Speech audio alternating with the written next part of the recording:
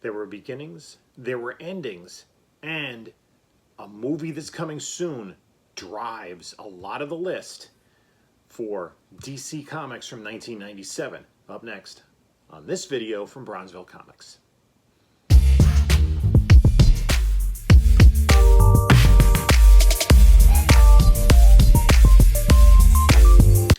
Hey there, comic book community. This is Jim from Bronzeville Comics, and we're going to be talking about some DC Comics from 1997.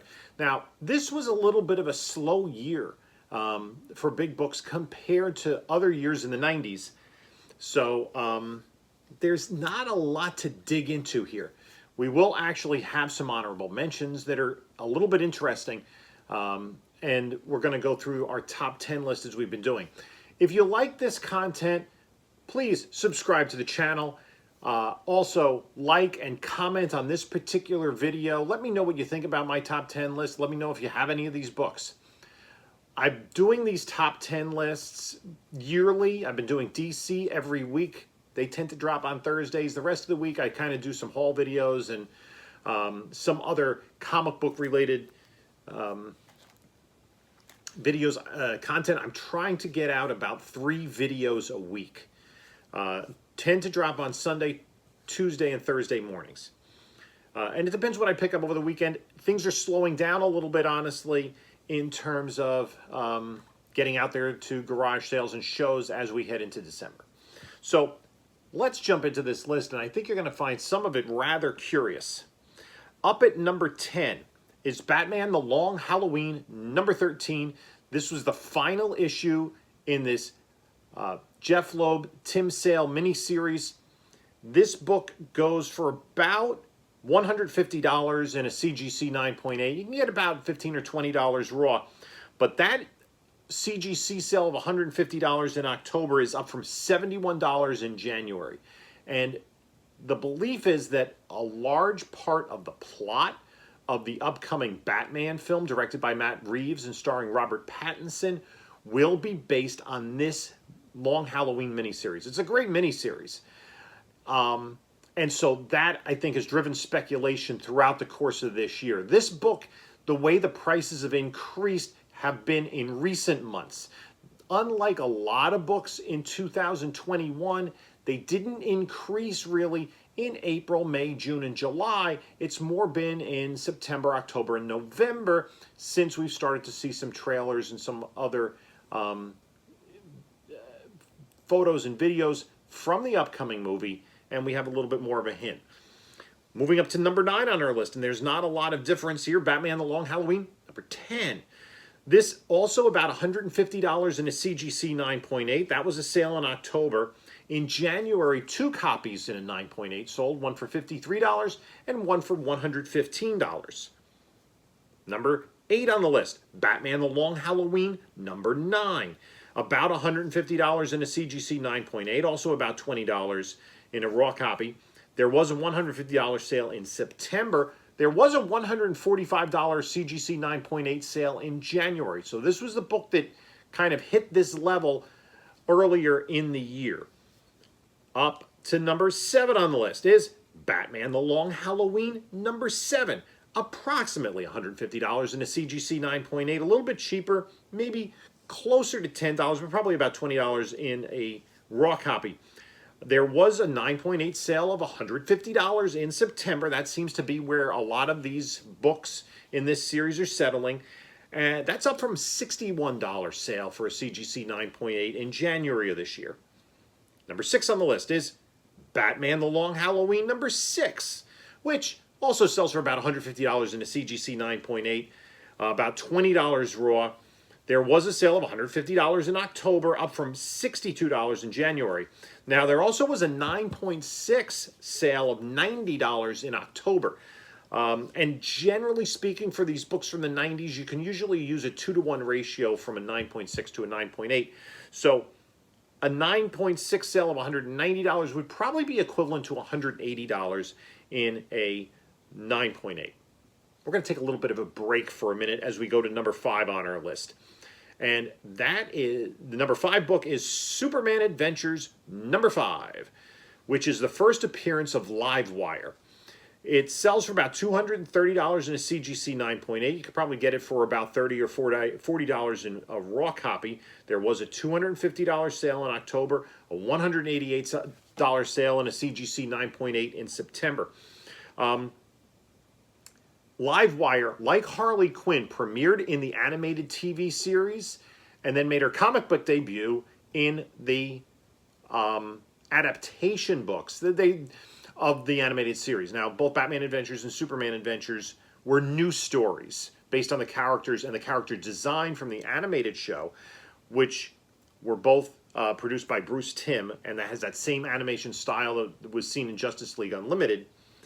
Livewire would not make her appearance in DC continuity for another 9 years in Action Comics 835, which came out in 2006. This character does have some popularity because we've seen the character both on the Smallville TV series and the Supergirl TV series in live action. So that is our number 5 book. Number 4, Batman the Long Halloween, number 3, which is sold on average for about $258 in a CGC 9.8, about $20 or $30 raw. The most recent sale, and this might be a little bit of an outlier that's driving it, was $325 in October. That's up from $67 for a CGC 9.8 in January of this year. The prior high sale to that $325 was $125. So I tend to think probably the fair market value of this book might be a little closer to the $150-ish we've been seeing from other books in this run. Number 1, which was on the top 10 list for 1996, does go a little bit more, because it is a number 1. But these books tend to be sought after for the entire run. Now, I will give you a spoiler warning. The top 3 books on this list are not Batman the Long Halloween books. So let's dig into that. At number 3 on the list is Spectre number 54, which is the first appearance of the Michael Holt version of Mr. Terrific. Mr. Terrific was a Golden Age hero, Terry Sloan, who made his debut in Sensation Comics number 1 alongside Wonder Woman and Wildcat. He did appear in one issue of All-Star Comics as a member of the Justice Society of America as kind of a filler issue. They, I think at the time they had to use the All-American characters in place of some of the characters that were part of the Detective Comics line. And so Wildcat and Mr. Terrific were thrown in. That meant that Mr. Terrific became a member of the Justice Society and did appear in the JLA, JSA crossovers of the 60s and 70s. He was always kind of an odd character. He was great at everything, was brilliant, graduated from college as a boy, was an Olympic champion, and he became he was bored. There was nothing else to do, and he became a costumed adventurer with a uniform that said fair play, like in big letters on his chest. Now, the Michael Holt character was going to commit suicide and was saved by the Spectre, and the Spectre told him the story of Terry Sloan, and Holt was inspired to become the second Mr. Terrific. He later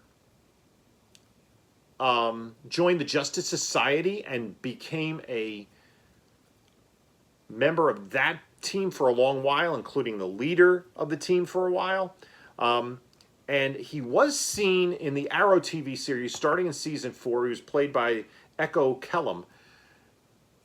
And he has the Michael Holt character. Actually, in the Arrow shows he was Curtis Holt rather than Michael Holt. I'm not sure the reason for that, but he had fair play written on the sleeve of his jacket rather than right up front on his chest. This book tends to go for about an average sale of $312 in a CGC 9.8 and about $50 raw. The $312 was a sale in October. The previous 9.8 sale was $150 in September of 2020. So again, most of these books, not a lot of sales data to go on. Number 2 on the list. This was part of the Helix imprint that DC had at the time. And this is Transmetropolitan number 1. It's a Warren Ellis, Derek Robertson book. And it did have a fairly large print run for a Helix book of 18,000. I think Up through issue 13, it was under the Helix imprint. It was the last Helix title remaining, and then it became Vertigo for the rest of its run. What's interesting about this is this did sell for $350 in a CGC 9.8 back in March. The most recent sale is $229. So this is an expensive book in a 9.8.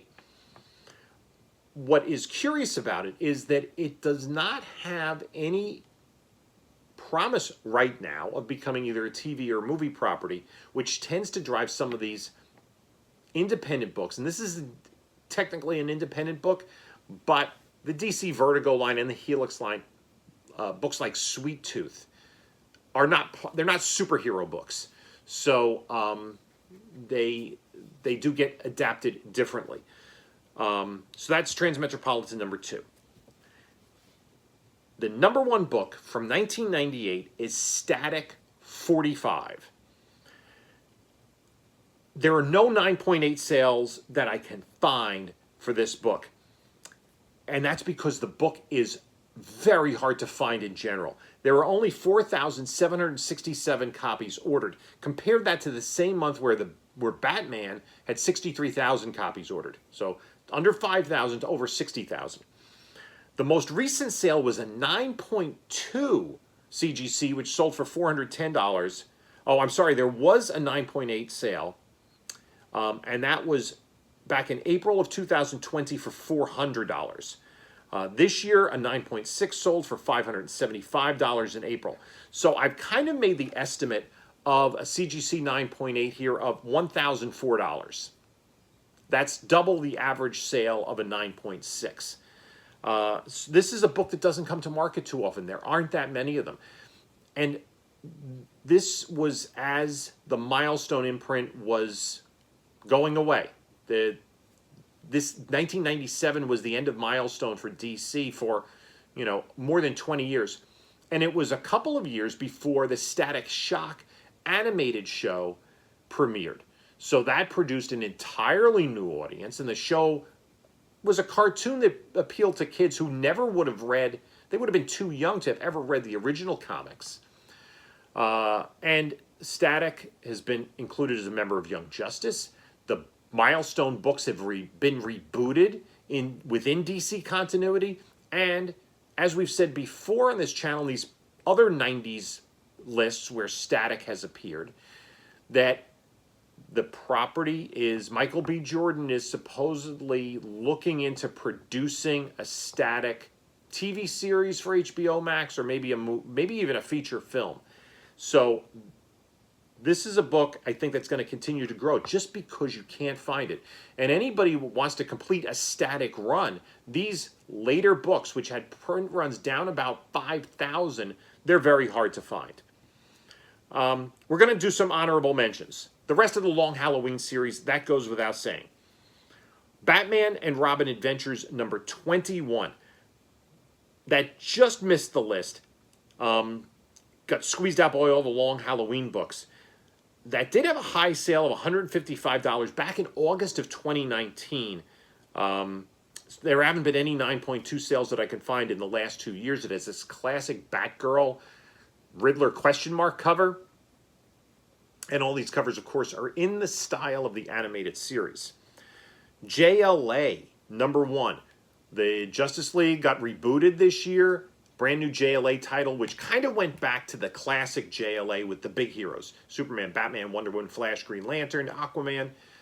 And kind of away from a mixture of their huge, big selling characters and some lesser characters. There were some lesser known characters in this run as well. But this book is sold for about $90 in a CGC 9.8. Another number 1 that DC came out with this year that has sold pretty well is Scooby-Doo number 1. About $76 in a CGC 9.8. That's probably not a book that's really worth, at this point, getting graded. Now, here are a couple other books. We talked about Static's low print runs. Hardware, another Milestone property, ran 50 issues. Issue 49 had a print run of 4,356, and issue 50 had a print run of 4,945, both under 5,000. Those books, raw copies, sell for about $100. And I have no record of CGC anything, let alone 9.8s coming to market. So if 9.8s come to market, I don't know what their value could be. But that low print run hardware back in DC continuity, so that's an interesting book. Another book that doesn't have any CGC sales, but I find intriguing. The next three books are all crossovers with other publishers. Lobo Mask, a miniseries, 2 issues. Those 2 issues sell for probably about $10 or $15 raw. No record of sales in a 9.8. Batman Spider-Man, #1. This is part of the Amalgam line. In 1996, there was the DC Marvel crossover series, 2 issues, issues 1 and 4 published by DC, 2 and 3 by Marvel. And there were some of these crossovers. There was a Spider-Man Batman crossover, which was distributed by Marvel in 1996. This, the Batman Spider-Man, no 9.8 sales. Again, it's about a $15 or $20 book raw. Then there was one, the biggest book from 96 of the Amalgam line, which was when they took a Marvel character and a DC character and kind of put them together into a new and different character, was the Batman Wolverine smash up. Dark Claw. That was a big seller in 96. The big seller in 97 is Dark Claw Adventures, which is the same character but kind of in the style of the Batman animated series. That has had a sale in a 9.6 of $57. Haven't seen any 9.8s come to market. So that's it for DC 1997. We have 2 more years of the 90s to go. We're going to finish the 90s with DC, and then most likely we're going to go back and do some Marvel starting in the 1990s. If you like the content, please comment, like, and subscribe. I'm hoping that within the next week we might have some big news to talk about on this channel. In addition, we're creeping very slowly towards 1,000 subscribers. We just passed over 850, and I'd like to thank everyone who supported the channel, that comments, that gives us likes. It's been a fun ride over about the last 6 months since I started this, and to just talk about comic books, something that I've had a passion for my entire life, and hope that you enjoy it too. If you'll. So I'm going to start to figure out what my 1,000 subscriber giveaway might be. It could be that, depending what I get back from CGC, if I get something that, is a middling grade, maybe I'll include that. I got a bunch of books that I'm considering.